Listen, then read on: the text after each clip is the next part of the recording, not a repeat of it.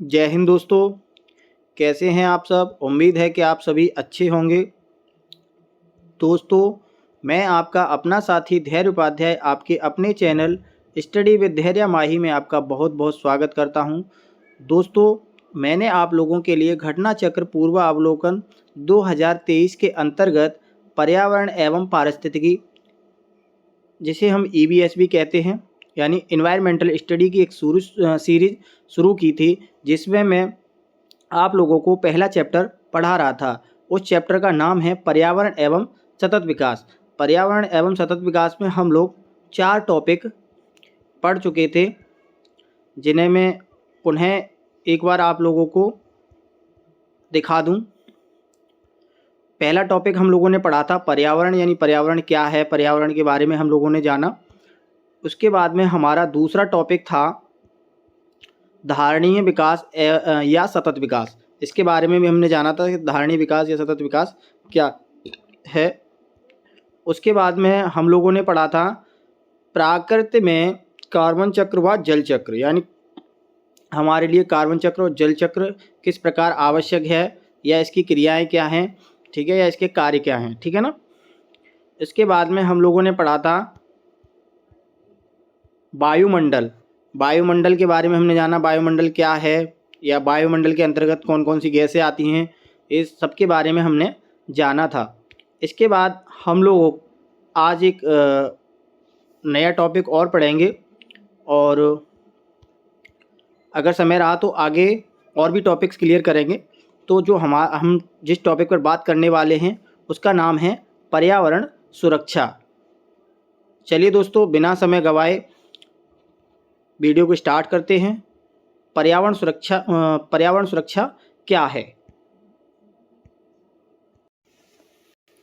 जहां एक ओर प्रदूषण पर्यावरणीय सुरक्षा के लिए एक संकट है, प्रदूषण पर्यावरण के लिए क्या है, एक संकट है, वहीं दूसरी ओर धारणीय विकास पर्यावरण संचरण को कम करने में सहायक होता है। अतः धारणीय विकास पर्यावरण सुरक्षा के लिए आवश्यक है। धारणीय विकास एवं कागज के थैलों का प्रयोग पर्यावरणीय सुरक्षा के सकारात्मक पहलू से संबंधित है। वातानुकूलन का पर्यावरण सुरक्षा के नकारात्मक पहलू से संबंधित है या संबंध है, जबकि गरीबी कम करने से पर्यावरण पर नकारात्मक एवं सकारात्मक दोनों प्रभाव पड़ते हैं।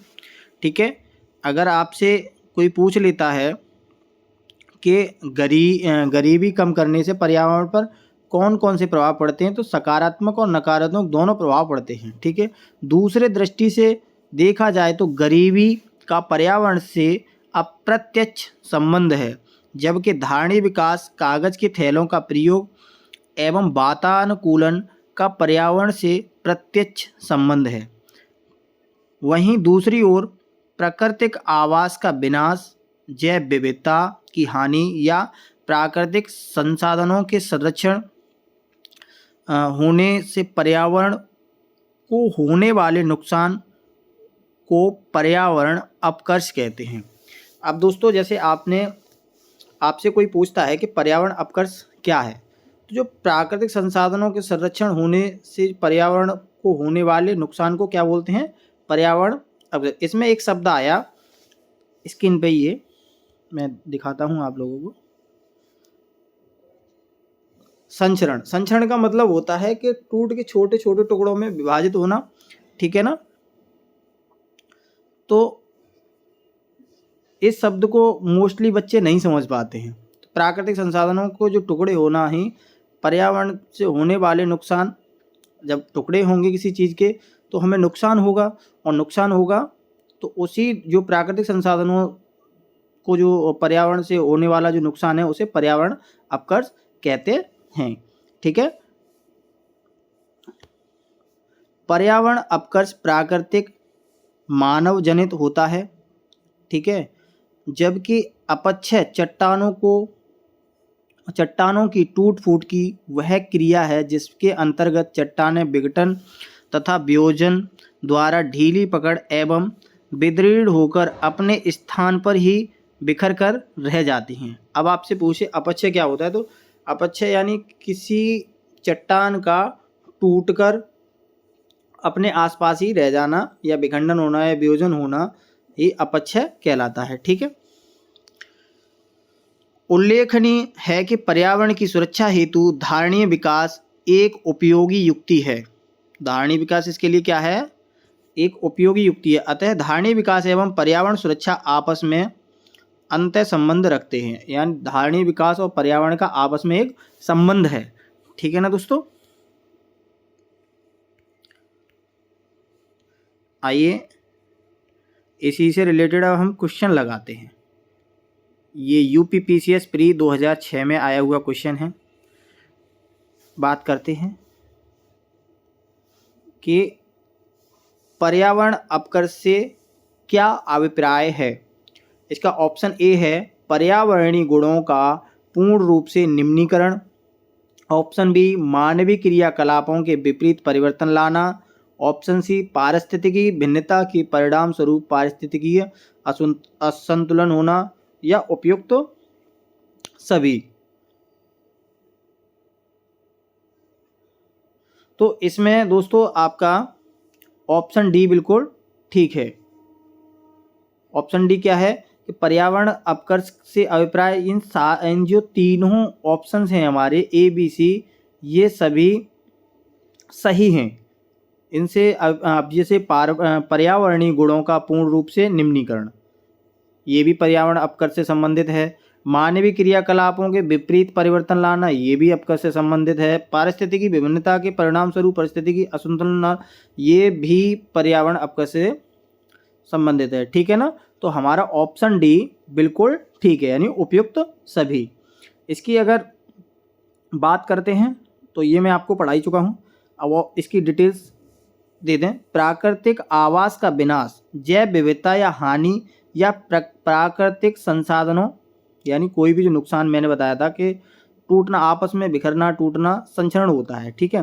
तो प्राकृतिक संसाधनों के संचरण होने से पर्यावरण को होने वाले नुकसान को पर्यावरण अपकर्ष कहते हैं। इस चीज़ को आप याद कर लेना, ये बहुत ही मोस्ट इम्पोर्टेंट क्वेश्चन है और परीक्षा में तरह तरह से घुमा के पूछ लिया जाता है। अब बात करते हैं,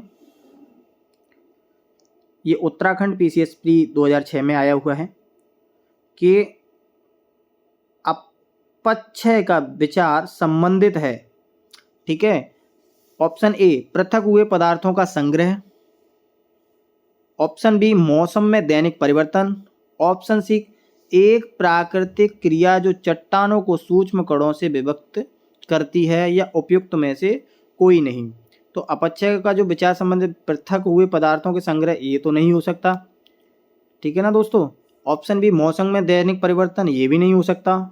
ऑप्शन सी एक प्राकृतिक क्रिया जो चट्टानों को सूक्ष्म कणों से विभक्त करती है, ये दोस्तों हमने नोट्स में पढ़ा था। तो हमारा जो ऑप्शन सी है वो बिल्कुल सही है दोस्तों। ठीक है।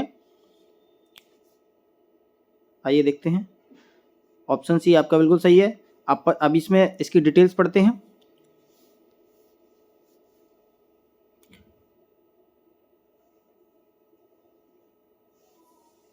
अपक्षय चट्टानों की टूट फूट की वह क्रिया जिसके अंतर्गत चट्टानें विघटन तथा वियोजन द्वारा ढीली पकड़ एवं विदीर्ण होकर अपने स्थान पर ही बिखर कर रह जाती हैं, उन्हें अपक्षय कहते हैं। ठीक है, मैंने आपको बताया था। अब निम्न में से किस एक का संबंध पर्यावरणीय सुरक्षा से नहीं है। तो देखिए, हमने पढ़ा था अभी, ऑप्शन ए ऑप्शन ए धारणीय विकास, इसका संबंध भी पर्यावरण से है। ऑप्शन बी गरीबी कम करना, ये दोस्तों हमें नहीं लग रहा है, आगे देखते हैं। ऑप्शन सी वातानुकूलन, इसका भी पर्यावरण से संबंध है। और कागज के थैलों का प्रयोग, इसका भी संबंध पर्यावरण से है। तो जो ऑप्शन बी है हमारा वो बिल्कुल सही है, गरीबी का संबंध पर्यावरणीय सुरक्षा से नहीं है। ठीक है ना। चलिए दोस्तों, नेक्स्ट क्वेश्चन पर बात करते हैं। इसकी डिटेल्स पढ़ना चाहें तो आप पढ़ सकते हैं, मैं पढ़ के सुनाऊंगा तो वीडियो लॉन्ग हो जाएगी। अब आपका नेक्स्ट टॉपिक आता है धारणी विकास, जिसे दोस्तों हम आगे भी पढ़ा, उसी से रिलेटेड मैंने बताया था कि आगे टॉपिक इसी से रिलेटेड धारणी विकास से एक और टॉपिक आगे मिलेगा, तो ये वही टॉपिक है। इसका नोट्स पढ़ते हैं पहले, ठीक है दोस्तों। धारणीय विकास यानी सस्टेनेबल डेवलपमेंट विकास की वह अवधारणा है जिसके तहत वर्तमान की आवश्यकताओं के साथ साथ भविष्य की आवश्यकताओं को भी ध्यान में रखा जाता है। यानी धारणीय विकास क्या है? Sustainable development. इसमें क्या है कि हमारी वर्तमान की आवश्यकताओं के साथ साथ जो भी हमारे भविष्य की आवश्यकताएं हैं उनको भी ध्यान में रखा जाता है, ठीक है दोस्तों। उसके बाद इसी तत्वावधान में धारणीय विकास की प्राप्ति हेतु विभिन्न प्रकार के लक्ष्य निर्धारित किए गए हैं जिन्हें वर्ष 2030 तक प्राप्त करना है। इसी के अनुसार कुछ लक्ष्य दिए गए हैं जिन्हें हमें 2030 तक प्राप्त करना है, ठीक है। धारणीय विकास लक्ष्य को सर्वप्रथम 2012 में Rio+20 सम्मेलन में प्रस्तावित किया गया था। यहाँ से ये क्वेश्चन पूछ लिया जाता है कि सर्वप्रथम ये जो हमारा धारणीय विकास है, धारणीय विकास लक्ष्य को सर्वप्रथम कौन सी सन में दिया गया या कौन से सम्मेलन में दिया गया? तो आप बता सकते हो सर्वप्रथम 2012 में Rio+20 सम्मेलन में प्रस्तावित किया गया था, ठीक है ना। एक सेकंड।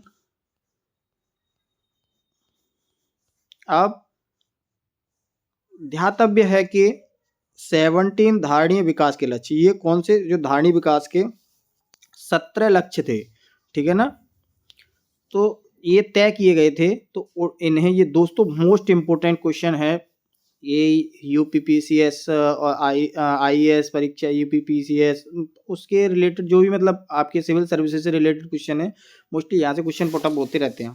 आरओ वगैरह में भी क्वेश्चन यहाँ से काफ़ी आए हैं।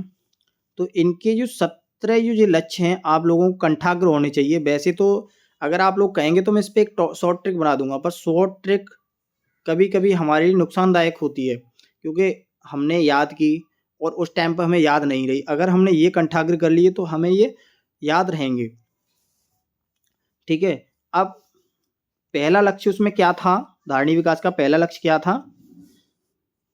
गरीबी की समाप्ति। दूसरा क्या था? भुखमरी से मुक्ति। तीसरा क्या था? लोगों के लिए स्वास्थ्य एवं आरोग्यता। चौथा क्या था? गुणवत्ता परक शिक्षा। और पांचवा क्या था? लैंगिक समानता। और छठवां था आपका स्वच्छ जल एवं स्वच्छता।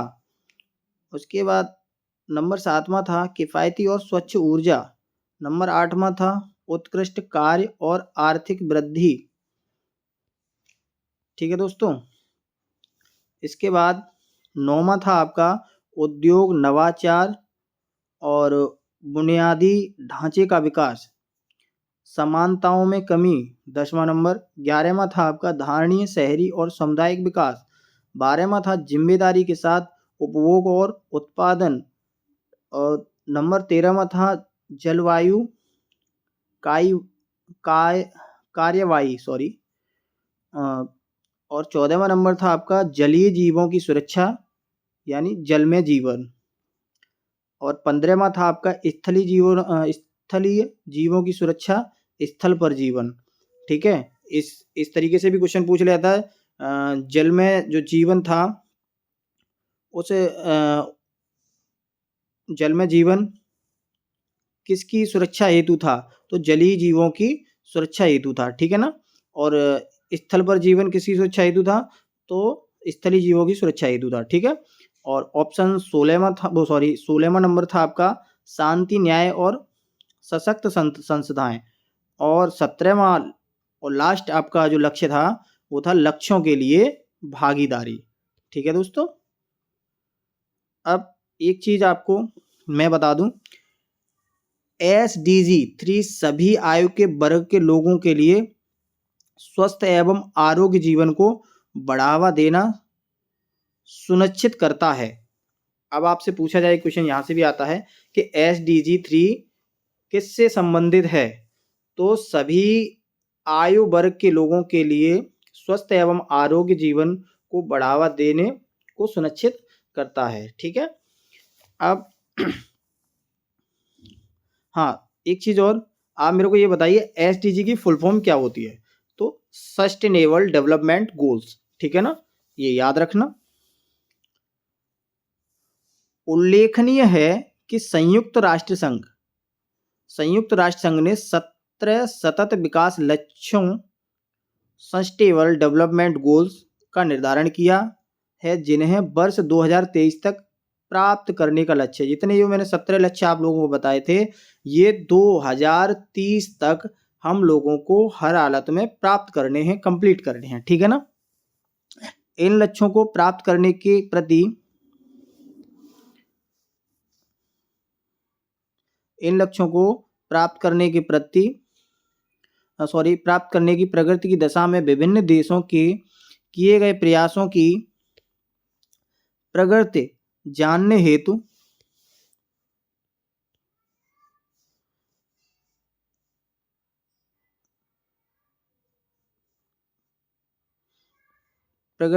हेतु सस्टेनेबल डेवलपमेंट गोल्स इंडेक्स का निर्माण किया गया है।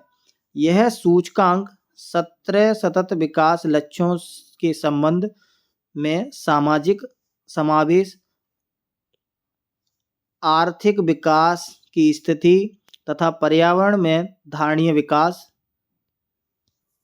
से संबंधित उपलब्ध आंकड़ों के आधार पर तैयार किया गया है। वर्ष 2022 में इस सूची में भारत 121वें स्थान पर था।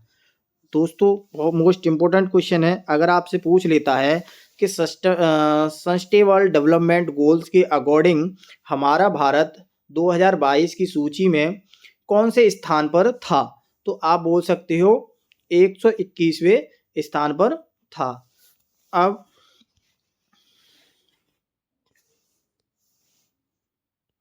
हम बात करेंगे सतत विकास के सूचकांक 2022 में प्रमुख देशों का स्थान। ठीक है ना।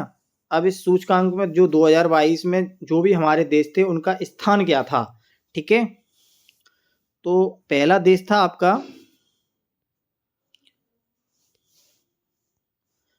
फिनलैंड, ये प्रथम स्थान पर था, और डेनमार्क दूसरे स्थान पर था।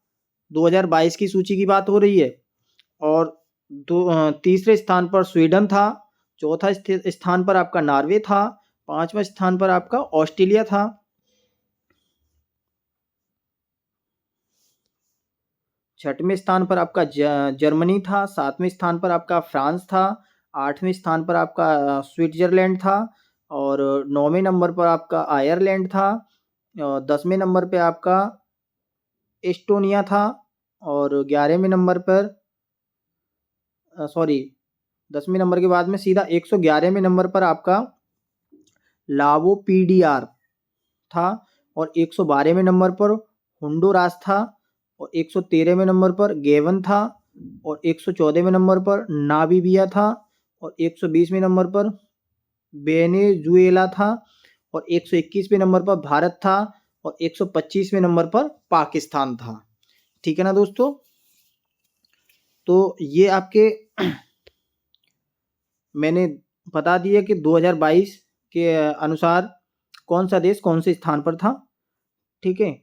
अब इसके स्रोत यूएनओ यानी और एसडीजी इंडेक्स 2022 के तहत ये स्रोत थे। अब धारणीय विकास के कई आयामों में धारणीय कृषि भी एक पहलू है। ठीक है। धारणीय विकास के कई आयामों में धारणीय जो कृषि है वो क्या है, एक पहलू है। तथा ध्यातव्य है कि वर्ष 2023 को यूएनओ द्वारा मिलेटेक्स का अंतरराष्ट्रीय वर्ष यानी इंटरनेशनल ईयर ऑफ मिलेट्स घोषित किया गया। धारणीय कृषि का अर्थ है पर्यावरण की अक्षुण्ण रखते हुए भूमि का इस प्रकार प्रयोग कि उसकी गुणवत्ता लंबे समय तक बनी रहे। यानी जो हमारी भूमि है उसकी गुणवत्ता क्या है, लंबे समय तक बनी रहे। जो भी हम खाद पानी वगैरह लगाते हैं तो जो हमारी मृदा यानी मिट्टी है उसकी क्या है, गुणवत्ता कम होने लगती है, और जिससे हमारी जो फसलें फर्टिलाइज़र यूज़ कर करके जो हम लोग जो हमारी खेती है, अब मान लीजिए पहले जब हम लोग खेती करते थे देसी खाद का जब यूज़ करते थे, तो जैसे अगर 1 बीघे जो हमारा खेत है अगर उसमें पहले वही 1 से 1.5 कुंटल प्रति बीघा का गेहूँ या कोई भी फसल ले लीजिए वो उगती थी। अब हमने दवाओं का यूज़ करके या मतलब जो भी यूरिया वगैरह लगा के अब हम उन्हीं 1 बीघा खेत से 3-3 4-4 कुंटल अनाज उत्पन्न कर रहे हैं। तो ये क्या है, उसकी जो अ,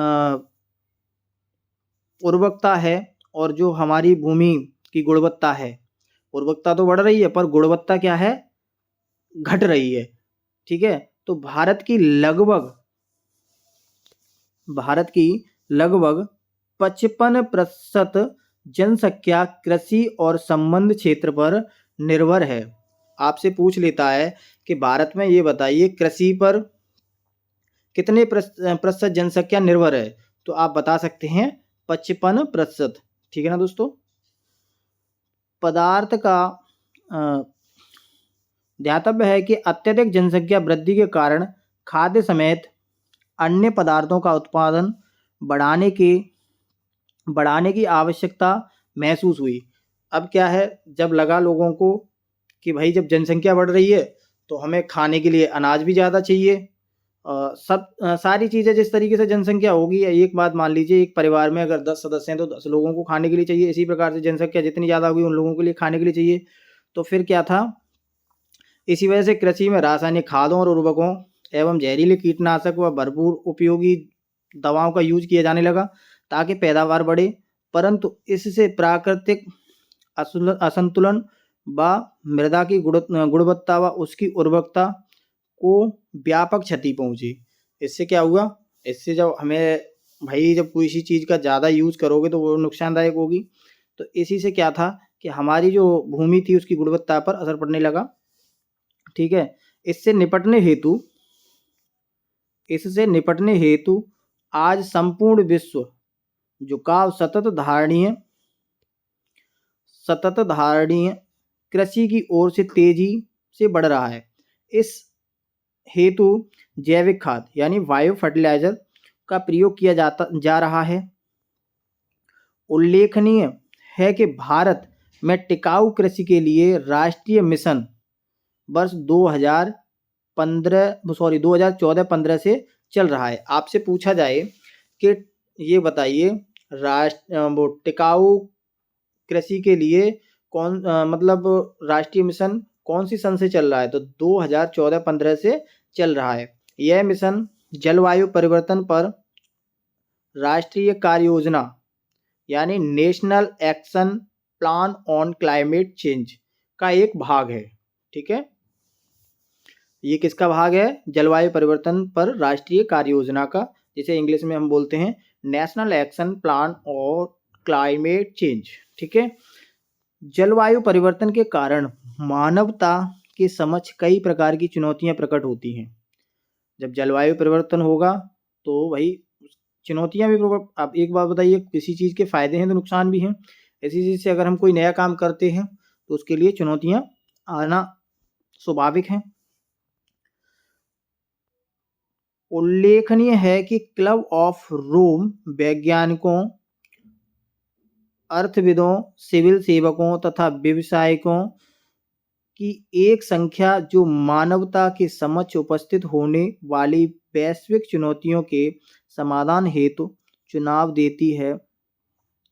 यह संस्था शोध, वाद विवाद, सम्मेलनों इत्यादि के माध्यम से वैज्ञानिक संश्लेषण कर इन सुझावों को उपलब्ध करती या कराती है। वर्ष 2021 में नीति आयोग द्वारा सतत विकास लक्ष्य भारत सूचकांक या SDG इंडियन इंडेक्स 2020-21 जारी किया गया। इस सूचकांक में शामिल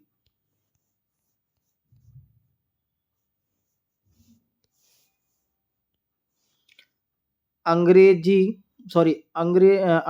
राज्यों में केरल, जिसका स्कोर था 75, को शीर्ष स्थान प्राप्त हुआ है।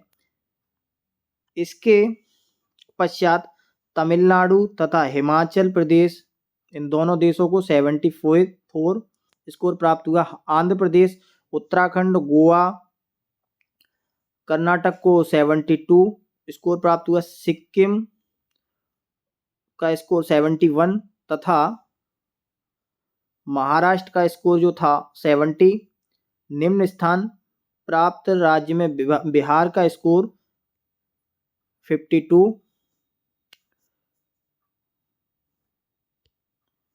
और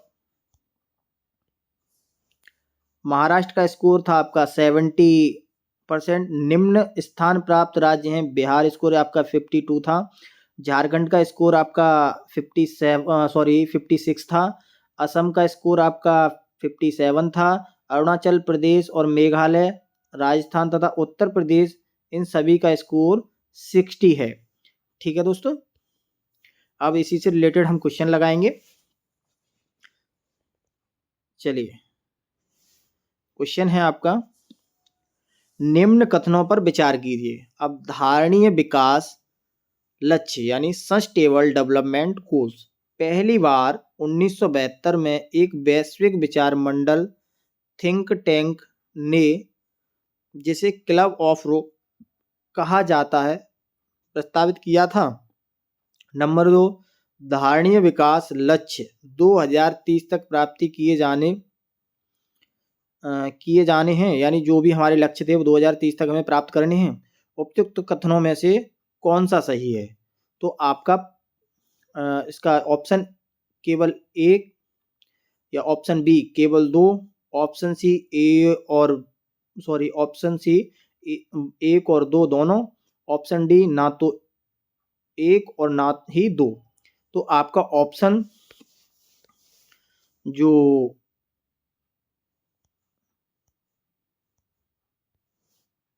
बी है वो बिल्कुल सही है। ठीक है दोस्तों, ये मैंने आपको पढ़ाया भी था कि धारणीय विकास लक्ष्य 2030 तक प्राप्त किए जाने हैं, ये प्रण है। ठीक है, ये आपका IAS प्री 2016 में आया हुआ क्वेश्चन है। चलिए दोस्तों, आगे बढ़ते हैं। इसमें इसकी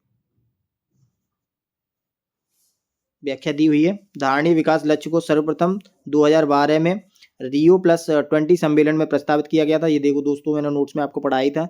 धारणीय विकास यानी सस्टेनेबल डेवलपमेंट विकास की वह धारणा है जिसके तहत वर्तमान की आवश्यकताओं के साथ साथ भविष्य की आवश्यकताओं को भी ध्यान में रखा जाता है। इसी तत्वावधान में धारणीय विकास लक्ष्य बनाए गए हैं, जिन्हें वर्ष 2030 तक प्राप्त किया जाना है या प्राप्त करना है।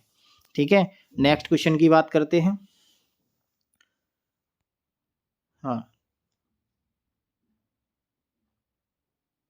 चलिए, क्वेश्चन नंबर 2, सतत विकास लक्ष्य 2017 के अनुसार सूचकांक में भारत का कौन सा स्थान है?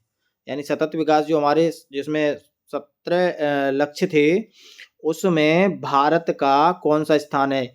दोस्तों कंफ्यूज मत हो जाना, इसमें सन देख लेना। वो जो मैंने आपको बताया था वो 2022 के अनुसार बताया था, जो आपका 121वां स्थान था। ठीक है, अब आपसे पूछा जा रहा है 2017 के सूचकांक में भारत का कौन सा स्थान था? ऑप्शन ए 116वां, ऑप्शन बी 125वां, ऑप्शन सी 108वां, ऑप्शन डी 95वां। आपका UPPCS प्री 2017 में आया हुआ क्वेश्चन है। ठीक है ना, सही आंसर बताइए आप इसका। इसका जो सही आंसर होगा वो होगा ऑप्शन ए, राइट आंसर है इसका मेरे हिसाब से। चलिए इसकी व्याख्या देखते हैं। सतत विकास लक्ष्य सूचकांक 2017 में स्वीडन स्कोर इसका 85.6 यानी 85.6%, सॉरी 6 प्रथम स्थान पर, जबकि भारत 116वें स्थान पर था। वर्ष 2022 में इसी सूची में भारत 121वें स्थान पर, जिसका स्कोर है 60.32। ठीक है, चलिए नेक्स्ट क्वेश्चन पर बात करते हैं।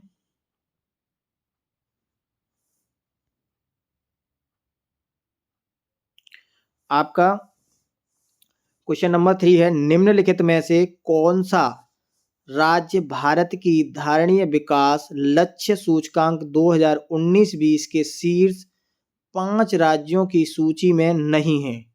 ठीक है, ऑप्शन ए है आपका गुजरात, ऑप्शन बी है आपका हिमाचल प्रदेश, ऑप्शन सी है आपका आंध्र प्रदेश, ऑप्शन डी है आपका तमिलनाडु। तो इसमें आपका दोस्तों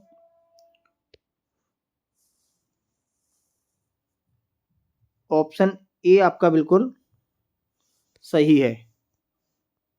अब ऑप्शन ए कैसे सही है, क्योंकि क्वेश्चन में पूछा जा रहा है निम्नलिखित में से कौन सा भारत के धारणीय विकास लक्ष्य के सूची में 2019-20 के सीजन 5 राज्यों की सूची में जो नहीं था। तो आपका जो है हिमाचल प्रदेश भी था, आंध्र प्रदेश भी था, तमिलनाडु भी था, एक गुजरात नहीं था। ठीक है ना, चलिए देखिए इसकी डिटेल्स आपको पढ़ाता हूं। दिसंबर 2019 नीति आयोग द्वारा सतत विकास लक्ष्य भारत सूचकांक 2019-20 जारी किया गया। इस सूचकांक में राज्यों की संयुक्त रैंकिंग में केरल का जो स्थान था वो 70वां था, और हिमाचल प्रदेश का स्कोर 69 था, और द्वितीय आंध्र प्रदेश, तमिलनाडु और तेलंगाना तीसरे स्थान पर था, इसका स्कोर था 67, और गुजरात शीर्ष 5 राज्यों की सूची में शामिल, गुजरात 5 राज्यों की सूची में शामिल नहीं है। अतः विकल्प ए सही उत्तर है। वर्ष 2021 की जारी इस सूचकांक के नवीनीकरण संस्करण है आपका, यानी SDG sustainable development goals Indian text में जो 2020-21 में स्थान प्राप्त राज्य हैं, वो केरल का जो स्थान है उसका केरल, जिसका स्कोर है 75, और तमिलनाडु तथा हिमाचल प्रदेश का स्कोर ये है आपका 74, आंध्र प्रदेश, उत्तराखंड, गोवा तथा कर्नाटक, जिसका स्कोर है आपका 72, और सिक्किम का स्कोर आपका, एक सेकंड, सिक्किम का आपका जो स्कोर है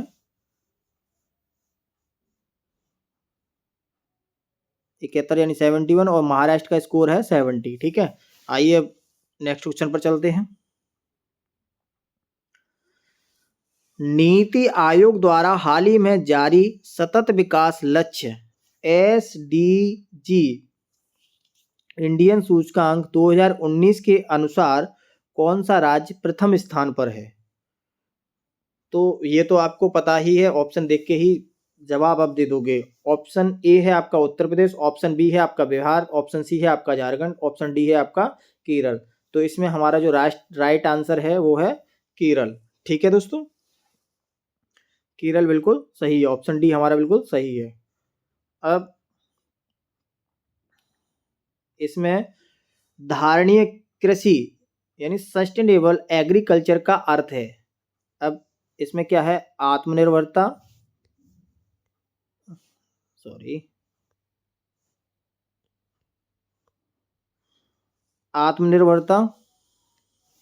या आपका विश्व व्यापार संगठन के मानकों के अंतर्गत कृषि निर्यात तथा आयात का कर सकना। ऑप्शन सी है आपका भूमि का इस प्रकार प्रयोग की उसकी गुणवत्ता अक्षुण्ण बनी रहे, या ऑप्शन डी कृषि प्रयोग हेतु अप्रयुक्त भूमि को प्रयोग में लाना। यह आपका यूपीपीसीएस में आपका जो प्री एग्जाम है उसमें 2001 में आया हुआ क्वेश्चन है। बताइए इसका राइट आंसर कौन सा है। तो इसका जो राइट आंसर है, और हमने नोट्स में पढ़ा भी था, इसका राइट आंसर है सी। कौन सा है? सी। ठीक है, चलिए इसकी व्याख्या तो पहले ही पढ़ चुके हैं हम। धारणीय कृषि का अर्थ है पर्यावरण को अक्षुण्ण रखते हुए भूमि का इस प्रकार प्रयोग कि उसकी गुणवत्ता लंबे समय तक बनी रहे। ठीक है दोस्तों, क्वेश्चन नंबर आपका 6वां है, ये यूपीपीसीएस प्री 2018 में आया हुआ क्वेश्चन है।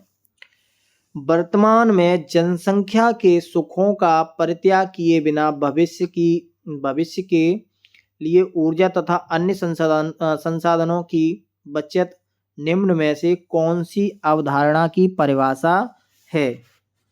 बताइए। ऑप्शन ए है आपका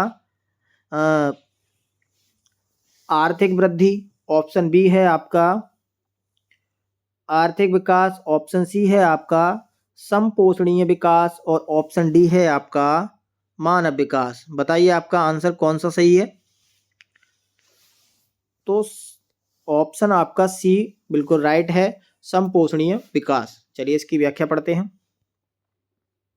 समपोषणीय विकास का आदर्श समपोषणीय विकास एक आदर्श मॉडल है। समपोषणीय विकास क्या है? एक आदर्श मॉडल है जो यह बताता है कि आर्थिक विकास के साथ साथ पर्यावरण को भी सुरक्षित रखना है। क्या बताता है ये?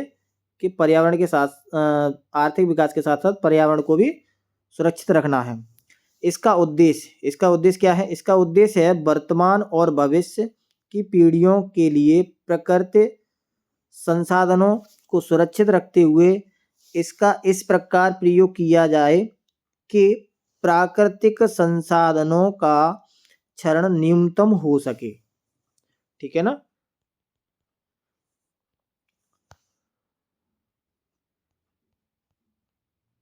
अब आपका क्वेश्चन नंबर है 7वां।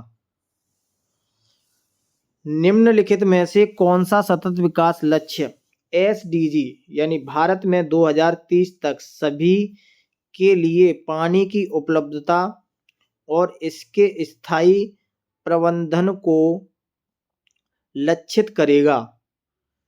पहला ऑप्शन है आपका SDG 6, option B SDG 7, option C SDG 8, option D SDG 9। तो ये था आपका, इसका जो ऑप्शन ए बिल्कुल राइट है, एसडीजी 6। इसकी व्याख्या पढ़ते हैं। व्याख्या इसकी मोस्ट इंपोर्टेंट है, एक बार सभी देख लेना। सतत विकास लक्ष्य 6 के द्वारा स्वच्छ अंतरराष्ट्रीय समुदाय को इस बात के लिए संकल्पित कर दिया कि वह स्वच्छ जल एवं स्वच्छता के संबद्ध गतिविधियों के बारे में अंतरराष्ट्रीय सहयोग और कार्यक्रमों का विस्तार करें और जल एवं स्वच्छता प्रबंधन में सुधार के लिए स्थानीय समुदाय को समर्थन दें। लक्ष्य 6 के माध्यम से दुनिया के देशों ने संकल्प लिया है।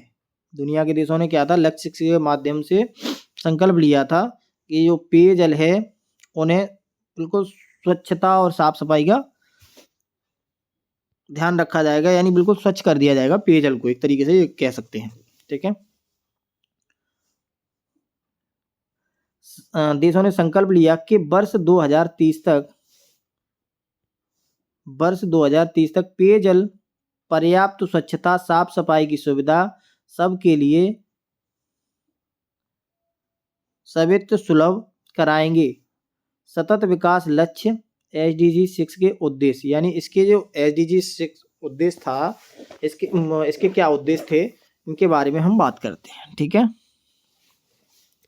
अब आपका ये उद्देश्य था पहला।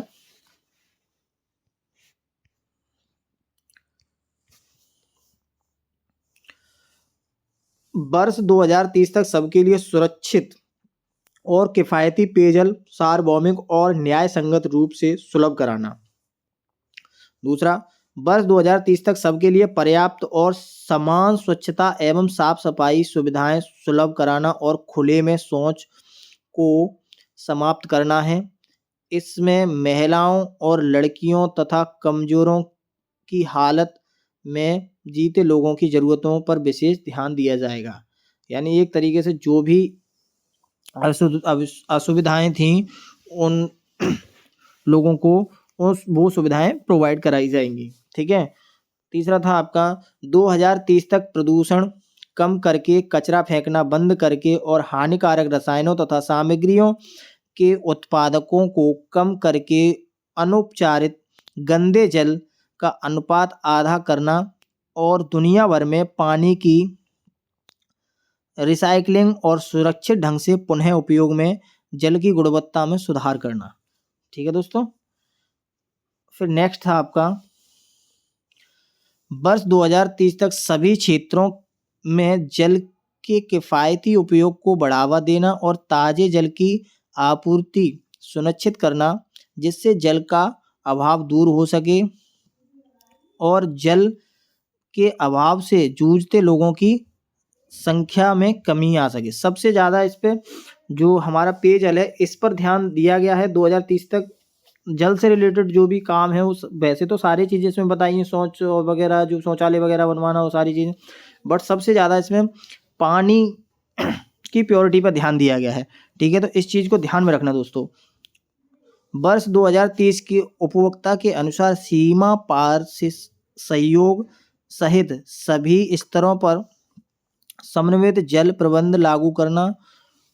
वर्ष 2020 तक पर्वतों, जंगलों, दलदली क्षेत्रों, नदियों, जल वृंतों और झीलों सहित जल से जुड़ी परिस्थितियों की प्रणालियों का संरक्षण जीर्णोद्धार करना। यानी 2020 तक जो भी हमारे पर्वत, जंगल या दलदलीकरण, जहाँ नदियाँ, जल वृंत, झीलें जो भी हैं इनसे जुड़ी जो समस्या हैं उनको दूर करना है। और 2030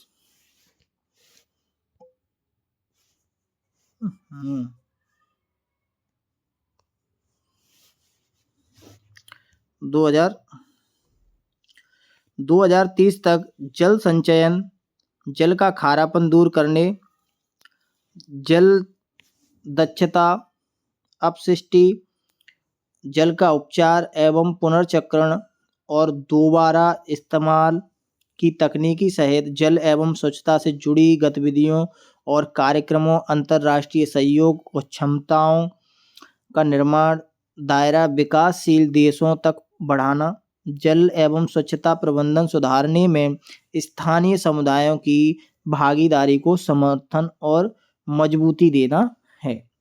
ठीक है।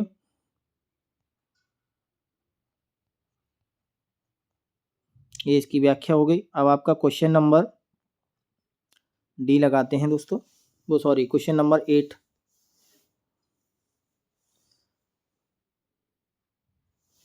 निम्नलिखित में से कौन सा भारत में सतत विकास लक्ष्यों के कार्यान्वयन के लिए एक नोडल संस्था है? ऑप्शन ए है योजना आयोग, ऑप्शन बी है आपका निवेश आयोग, और ऑप्शन सी है आपका नीति आयोग, और ऑप्शन डी है आपका वित्त आयोग। तो इसका ऑप्शन सी राइट आंसर है। इसकी व्याख्या पढ़ते हैं।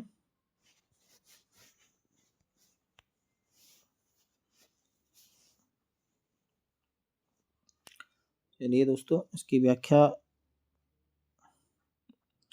भारत में सतत विकास लक्ष्यों एजेंडा 2030 के समन्वयन एवं कार्यान्वयन हेतु नोडल संस्था नीति का आयोग है। ठीक है।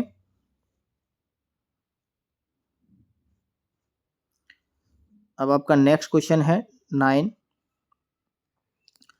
नीचे दो कथन दिए गए हैं जिनमें एक कथन ए तथा दूसरे को कारण आर कहा गया है। कथन ए सतत विकास मानव समाज के कल्याण हेतु महत्वपूर्ण है।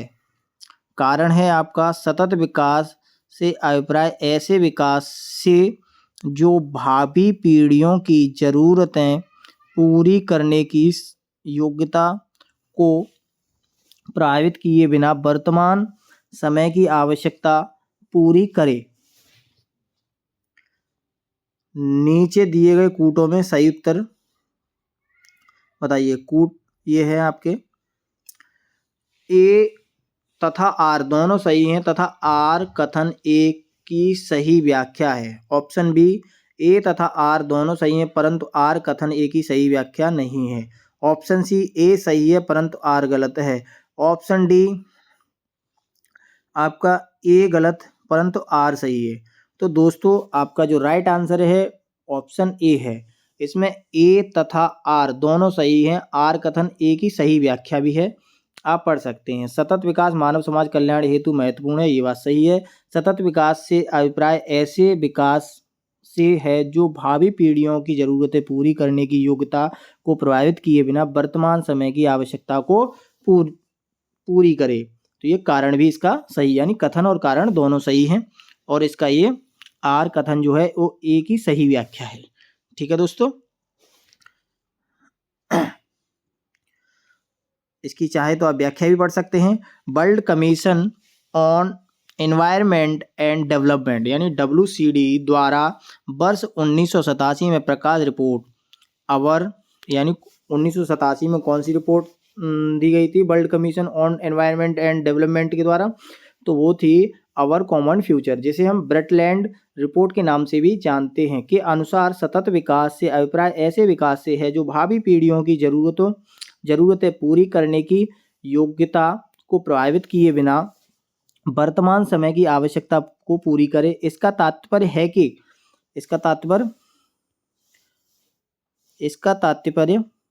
है कि मानव समाज का सतत भविष्य तभी सुनिश्चित हो सकता है जब कि आर्थिक गतिविधियों और मानव कल्याण के समर्थन हेतु आवश्यक जैव भौमिक और सामाजिक परिस्थितियां पीढ़ी दर पीढ़ी पोषित या संग्रहित की जा सकें। ठीक है ना दोस्तों। इस प्रकार प्रश्नगत कथन ए कारण, ये तो मैंने आपको बता ही दिया। ठीक है, चलिए अब आपका क्वेश्चन 10वां है।